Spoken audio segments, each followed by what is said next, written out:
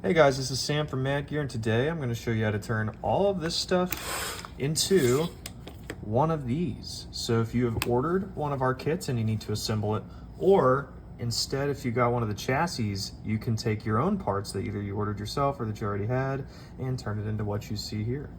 So stay tuned to figure out how to make it happen. First, you're going to need to take the main body of the chassis. You'll drop it in and you'll push it over to the right like this. You'll notice there's a little bit of a gap here. So make sure you push it this way. So then you'll take your handy dandy pencil and you'll mark the center point here, here, and here. As you can see here, I have marked each one of the center points. That's going to be our drilling points here in a moment. Next, I like to use a 1/4 inch drill bit for this piece. You can use a step bit if you'd like, but I use 1/4 inch to do the one on the far right. Another important step is to come in from the other side and drill it at an angle. Drilling this hole at this angle is going to allow us to put the antenna connector in. You'll see that later on in the video. Next, go ahead and get your 3/16 drill bit and drill the other 2 holes. So now it's time to do a little bit of cleanup. So get yourself a box cutter or maybe a Dremel with a sanding bit and get to work and clean these bad boys up.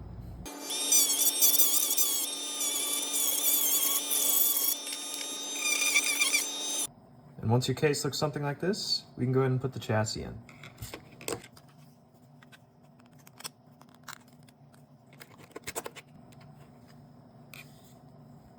One important thing to note here is that you will have to put the flap in before you put the rest of the chassis in. And the flap has 2 little poles that'll go through 2 little holes. And it'll look something like this. If you have to push it into each spot, that's okay. You might hear a little click or a pop, that's fine. But once the flap is flush and the rest of the chassis is in, you are ready to begin with the rest of the assembly. Next, take your Meshtastic starter kit, open it up.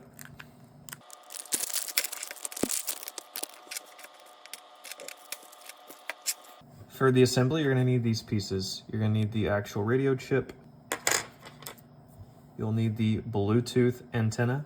You'll need the SMA antenna connector. You'll need the small rubber ducky antenna. And you're going to need all these screws. Once you've separated these pieces, so it's going to be the antenna connector and then these 2 pieces that you'd find in the hardware bag, go ahead and open the back of your case. This is kind of tough, but you'll have to route this through this hole. Watch me struggle.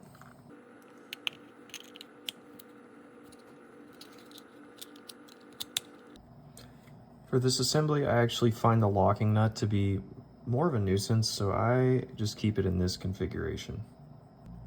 Once you've completed that portion of the install, you can then get your antenna and start screwing it in.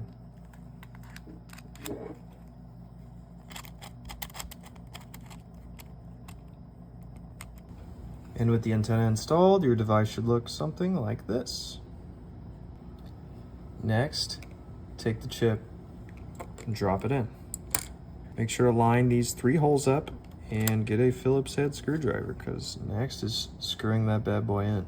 Take 3 of the larger screws that you got out of the kit and take these, put them in the holes and screw them in.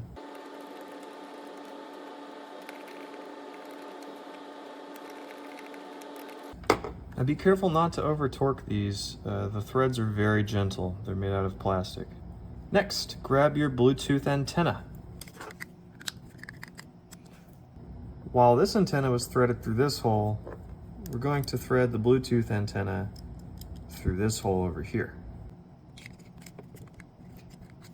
So at this point, you can actually attach this to the flap if you'd like, but you really don't have to. You could leave it here, just free floating if you want.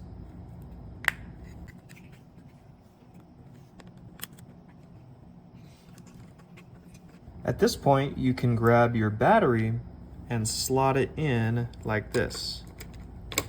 It's important to note that you should not ever plug one of these batteries in until the antennas have been connected. If you plug the battery in before the antennas are connected, then you risk damaging the sensitive radio equipment. Now that the battery is installed, take your antenna cables and plug them into the correct ports. So again, in this case, the black antenna with the black wire will be plugged in to the LoRa port. Now, one thing to note about these antenna ports is you shouldn't have to crank on them. You should be able to press down ever so slightly and feel a pop. So if you're pressing hard and you don't feel a pop, then perhaps the little connector is not seated correctly. So just make sure that you're seating it correctly before pressing really hard. So the gray cable, in this case, will go into the BLE or Bluetooth antenna port. Now what I like to do at this point is take the cables and make sure they're a little more flush on this side. So I pull them tight, and I cut myself some slack on the other side. Same thing with the LoRa antenna. I'll push that through until they look nice and tight, kind of like that. And at this point, you can plug in your battery. There should be a faint green blinking on the LED closest to the USB-C port here.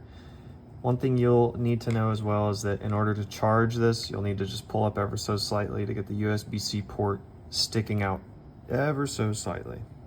But then whenever you're done, you can always press it down. Now you have a fully assembled Meshtastic device. Go download the Meshtastic app and get to work. It should not be too difficult to set up. From your original bag, you see the default pin is 1, 2, 3, 4, 5, 6. And there you have it. You have now assembled your Meshtastic device.